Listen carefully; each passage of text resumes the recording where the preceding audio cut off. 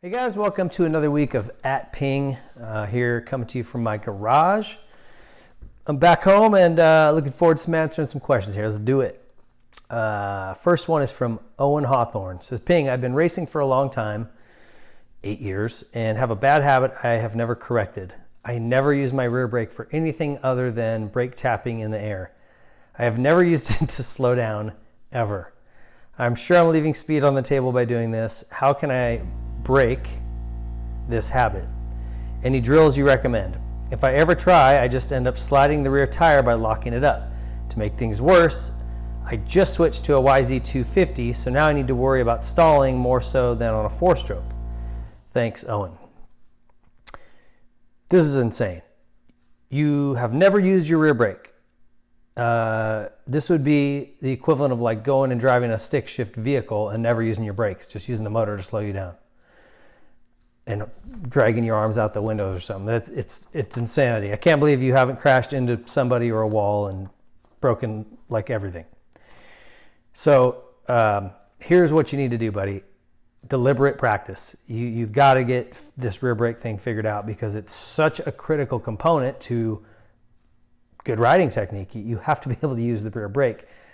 I'm not sure why this is, maybe someone taught you the front brake is where all your stopping power is. I don't know what the reason is. That's accurate. You do have more stopping power with the front, but you can't discount the rear for trail braking and for helping to slow you down. I mean, bottom line, you slow down quicker using both. So slow and deliberate practice. When you go out and go riding, this needs to be the one thing you focus on. I'm going to use my rear brake. And if you have to, loosen your front brake up so that it barely works, so that you get comfortable using the rear, do that. Slow way down. Whatever your normal pace is, bring it down 50% if you have to. But just learn to use that rear brake, and you've got to modulate it. So I find when I'm braking into a turn, I'm on the front as hard as I can be, depending on the situation. If it's a straight line, you can get on it pretty hard. If I'm sweeping into a turn, maybe you're just kind of putting a little bit of drag on that front, then it's much more important that you're using the rear in that scenario. And using the engine. I have some people say, oh, you just slam down the gears, you don't pull in the clutch to shift down. It's like, no, this isn't a 1940s relic. These are modern dirt bikes, man. Smash that gearbox down. If you're going to make the turn in second gear, you should go from full throttle to bang, bang, bang, down into second, and let that engine brake help you slow down. That's actually more consistent than a rear brake. But you still need to use it because as you reach the speed of second gear, then the engine brake isn't doing as much, and you've got to be able to modulate that rear wheel speed with your rear brake. That's one of the techniques of riding, and it's much more technical on a 2-stroke because you don't have nearly any engine brake.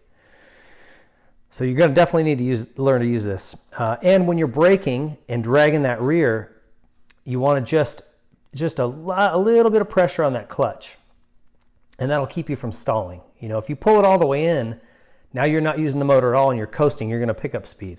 So that's not what you want, but you want to finger on it with it's almost like you're just putting some pressure on it. You're going to have to work on that, but I'm telling you, you're leaving a huge tool out of your toolbox by not using your rear brake. So figure it out, buddy. Slow down, focus on it. When you go out and ride, that's all that matters for the next few times until it starts to become natural. Thanks for the letter. I'm curious to see if this works out for you, so stay in touch. And don't smash into anything. Next one. Hello, Ping. About your last video, 21st of May, 2021, about Hurlings. This was a couple weeks ago. Have you seen old MXGP races with Roczen battling Hurlings? They were dominated mostly by Roczen most of the times, or Ferrandis kicking at Hurlings, which kind of forced him to come to the U.S. I hope Hurlings stops the MXGP and goes to the U.S.A. because it's going backwards here with the sport. Ask 10-time world champion Stefan Everts. So my question is this: since the European riders are so good in the U.S., does that mean there is a difference in preparing the riders at a young age, or is it the tracks or the dirt? ? What is it that makes them so successful? It can't all be mindset, right? Greetings, Marco Dwerink. Probably murdered that a little bit. Sorry, Marco. This is a multifaceted answer And anybody that tries to just throw a blanket statement over it doesn't have a grasp on it.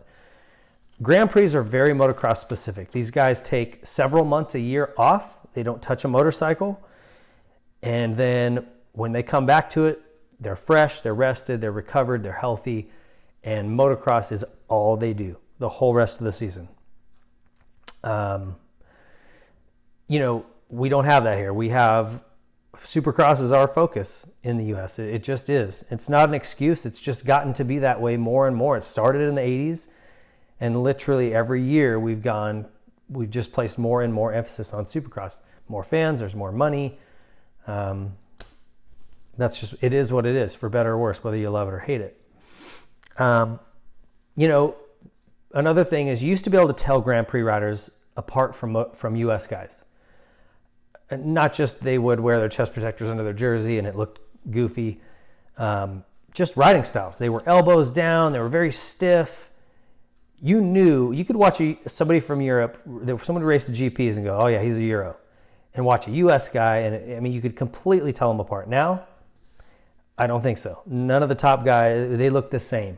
So they've taken the scrub from Bubba. They've taken all of the techniques of the top guys here, and they've just implemented it and used it to improve, and they've done just that. So impossible to tell them apart now in terms of riding style and technique. I would say another part of it is that GPs have more terrain types. It's a change that was made here to try to make the tracks better. If you raced here in the 90s or went to races, they were dusty. Then they'd pour a bunch of water on it and guys were crashing everywhere. It wasn't great. But it forced you to know how to ride hard slick, dry hard pack like at Carlsbad, or, that hard pack like at Hangtown that then they dump with water and it's just a skating rink. That required a skill set and different techniques to make it work. And they're still doing that in the GPs. Those tracks are not prepped well. They don't touch them from Saturday to Sunday, and they have 100 hours on them from that Saturday qualifying and stuff. So, the GP from Russia, it was dry and hard and looked terrible. But those riders have to adapt to all the deep, deep sand like we don't even have. Mud, crazy mud, right? France, a lot of these UK races, they get a lot of mud. You got the hard pack, you got everything. They have such a diverse bunch of racing surfaces that it makes them better racers. Those guys, watch videos of, I follow like Mikhail Pichon's kid and all the top GP guys. Watch where they practice. Those tracks suck. Dry, hard. It's like what our guys used to do in the 80s and early 90s before we had all of these prepped tracks that are now prepped to perfection. You show up, it looks like there's a race going on that day. And, by the time you're done with your motos, it's not even half as rough as what you'll see at a national. And that's what our guys are training on, most of them. And some of them go out and find these old hammered, beat up tracks in the hills, and I think there's something to that. So I think there's a lot of things that go into that. I don't see hurdlings coming over here, obviously this year. Probably not ever. I hoped. It would be fun, but I just don't see it happening. And I think they're successful because they're focusing on motocross. They've learned from the best riders over here when we were beating their butts regularly, and they implemented all those techniques and that riding style, and now they've run with it, and now we're playing catch up when it comes to outdoor motocross. Thanks, Marco. Appreciate the question, buddy. Next one. Hey, Ping, as a former pro racer and current tester, do you prefer natural terrain tracks with elevation changes, or like many of the current flat tracks with artificial jumps all over the course? Please explain why. Continued success in all of your endeavors. Broken spokes. Supercross used to be my jam when I was racing professionally. I loved it. I loved the tighter and more technical it was. If jumps were really, kind of slow and you had to time it just right, that was where I excelled. When it got really fast, high speed stuff, kind of sketchy, just holding on for dear life, that wasn't really my deal. I struggled. So I gave up on Supercross though a long time ago. In fact, 2010, I was managing the TLD team and I was riding with those guys a little bit, and I had a couple of close calls and I'm like, what am I doing? I'm not getting paid to do this. was fun, but I kind of reached a tipping point where I'm like, what? The reward is not, there is no reward, and there's a lot of risk. So I cut that out. And the older I get, I'm appreciating old school motocross more and more. I like great dirt, well prepped, well watered, with lots of big hills, big floaty fun jumps. That's what I'm digging right now. And I think that, and I definitely swallow my pride when I go to the tracks now that have some big crazy gap. If I'm feeling froggy, I might hit it. I'll look at the landing and see what the penalty would be for going long or short or whatever, and I'll follow somebody off of it. But if there's something it's really like, man, if you miss this, you're going to be in big trouble. I have no problems going, no thanks. I'll just single or whatever. I'm not getting paid to do that stuff anymore. So I think as you get older, there's a progression. And whether you just race local motocross, as you get older, I'll probably transition into more trail riding, and then maybe a side-by-side, and then, maybe a rascal scooter or a golf cart will be, when I'm in my 70s, 80s, who knows, when I turn into a total pussy. I'm hoping that that's closer to 70 or 80 than 50, but anyway, that's kind of my deal, man. I do like the old school moto stuff now. I do like to jump, but I need it to be safe. And I think that's the vast majority of guys, to be real honest with you, unless you're a young kid. And they just got more brains or more balls than brains, and that's the way it goes when we're all young, right? So anyway, hey, I appreciate all the questions this week. Again, I encourage people to shoot a video just like this and send it to me. We'll put you up. You ask the question yourself. Makes it more fun. But either way, send them. I'll answer them. I appreciate it, guys. We see you next week.